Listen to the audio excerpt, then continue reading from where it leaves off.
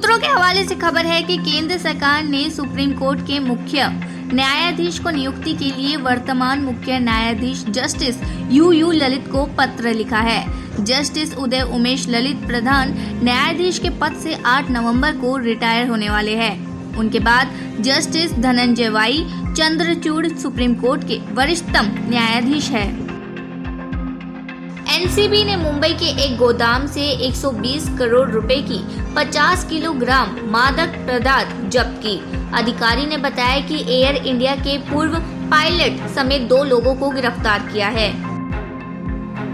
America ने अपने नागरिकों को आतंकवाद एवं सांप्रदायिक हिंसा की घटनाओं के मद्देनजर पाकिस्तान, खासकर उसके अशांत प्रांतों की यात्रा की अपनी योजना पर पूर्ण विचार करने का परामर्श दिया है। अमेरिका के विदेश मंत्रालय ने गुरुवार को जारी एक यात्रा परामर्श में अपने नागरिकों से आतंकवाद और अपहरण की घटनाओं के कारण बलूचिस्तान और पूर्व संघ शासित कबायली क्षेत्र समेत खैबर पख्तूनख्वा प्रांत की यात्रा नहीं करने का आग्रह किया है। विदेशी बाजारों में तेजी और त्योहारों की वजह से खाद्य तेलों की मांग बढ़ने के बीच शुक्रवार को स्थानीय बाजार में सभी तेल तिलहनों के भाव में बढ़त दर्ज की गई।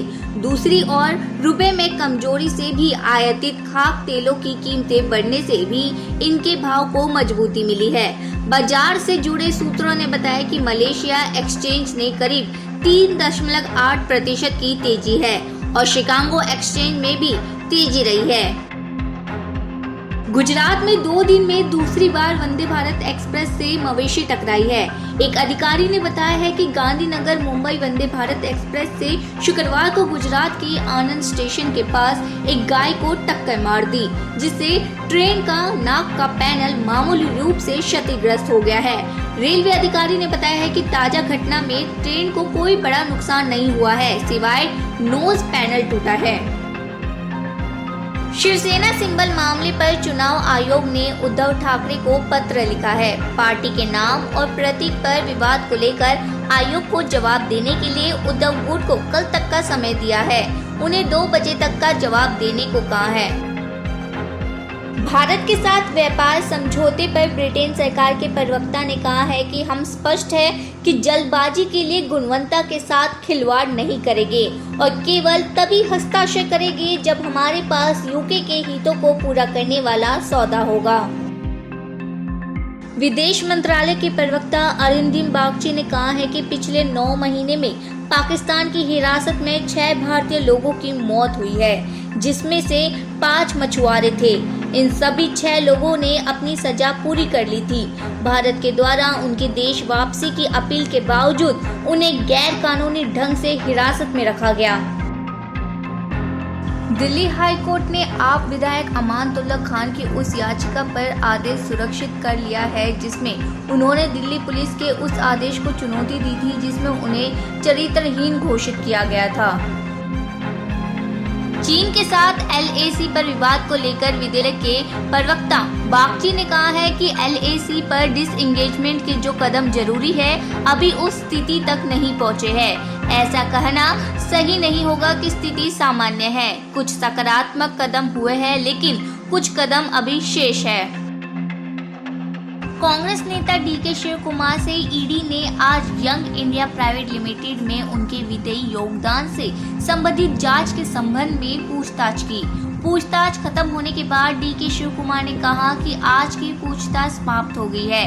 मैं उन दस्तावेजों को जमा करने के लिए सहमत हूँ जो मुझसे मांगे गए हैं।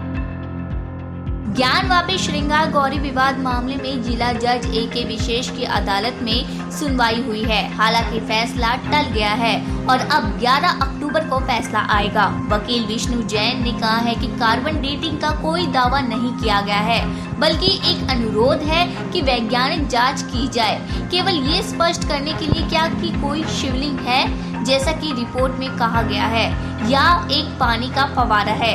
मस्जिद समिति द्वारा तर्क किया गया। बीजेपी नेता गौरव भाटिया ने प्रेस कॉन्फ्रेंस कर कहा है कि आम आदमी पार्टी ने न केवल हिंदुओं के भावना को आहत किया है बल्कि राष्ट्र के भावना पर चोट किया है।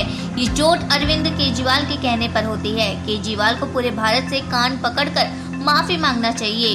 हिंदू सहिष्णु है लेकिन अपने भगवान का अपमान बिल्कुल बर्दाश्त नहीं करेंगे। केजरीवाल अपने मंत्री को तुरंत बर्खास्त करे जो जहर उगलकर समाज में द्वेष पैदा कर रहे हैं। दरअसल आदमी पार्टी के मंत्री राजेंद्र पाल गौतम को एक कार्यक्रम में भाग लेते देखा गया। वहां मौजूद लोगों ने कई हिंदू देवता का बहिष्कार करने की शपथ ली थी। दिल्ली पुलिस की स्पेशल टेरर मॉड्यूल से जुड़े 2 मामलों को सुलझाया है। पहला मामला मोहाली के पंजाब पुलिस के इंटेलिजेंस यूनिट के दफ्तर पर आरपीजी अटैक का है, जिसमें यूपी से नाबालिग को पकड़ा है, जबकि दूसरे मामले में अगस्त महीने कुरुक्षेत्र में आईडी मिलने का है, जिसमें अर्शदीप सिंह नाम के आरोपी को गिरफ्तार किया है। अर्शदीप सिंह का कनेक्शन आतंकी रिंदा से बताया जा रहा है। जम्मू कश्मीर की पूंछ पुलिस ने 28 सितंबर को एलओसी से सटे गांव से एक महिला को गिरफ्तार किया था, जिससे 2 किलो के करीब आईडी पकड़ी गई थी। आज उसके 5 और साथी को पकड़ लिया, जिनके पास से एक पिस्तौल, 2 मैगजीन, 5 किलो के करीब नशीले पदार्थ बरामद किए। जैतून अख्तर महिला इस नेटवर्क का अहम हिस्सा थी, जो सीमा पार से नारकोटिक्स और हथियारों की खेप आती थी। उसे अपने साथियों के साथ आतंकियों तक और पंजाब में कुछ नशा तस्करों को सामान मुहैया करवाती थी। देश की राजधानी दिल्ली नशे की खपत में 30 नंबर पर आता है।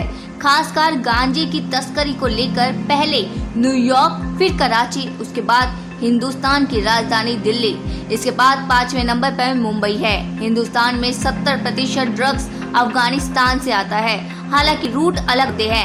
पिछले कुछ सालों में अफगानिस्तान से हिंदुस्तान में हेरोइन की तस्करी ज्यादा बढ़ी है। ये ड्रग्स भारत में अलग अलग रास्तों से बेहद शातिर तरीके से छुपाकर लाई जाती है। बीजेपी नेता सोनाली फोगाट की हत्या के मामले को लेकर सोनाली फोगाट के परिवार को पिछले कुछ दिनों में 2 अज्ञात चिट्ठियां मिली है। इसमें हिसार के एक स्थानीय नेता पर सोनाली फोगाट की हत्या की साजिश रचने का आरोप लगाया गया है। सोनाली के परिवार के पास 2 गुमनाम चिट्ठियां पहुंची है। इनमें सोनाली के कत्ल की पूरी साजिश को लेकर दावा किया गया है कि राजनीतिक करियर बचाने के लिए एक पार्टी के नेता द्वारा पीए सुधीर सांगवान को 10 करोड़ देकर सोनाली का मर्डर कराया गया। दिल्ली हाई कोर्ट ने मुंबई के पूर्व पुलिस अधिकारी सचिन वाजे की याचिका खारिज की। सचिन वाजे ने उद्योगपति मुकेश अंबानी के आवास एंटेलिया मामले में यूएपीए के प्रावधानों के तहत उन पर मामला चलाने की मंजूरी को रद्द करने का अनुरोध किया था। एंटेलिया के बाहर खड़ी एसयूवी में विस्फोट मिलने के सिलसिले में सचिन वाजे के खिलाफ यूएपीए के तहत केस दर्ज किया गया है।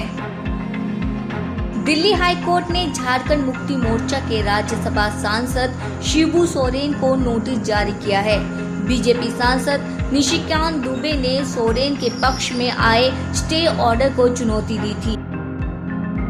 दिल्ली पुलिस की आईजीआई एयरपोर्ट यूनिट ने ईरान के 2 नागरिकों को गिरफ्तार किया है।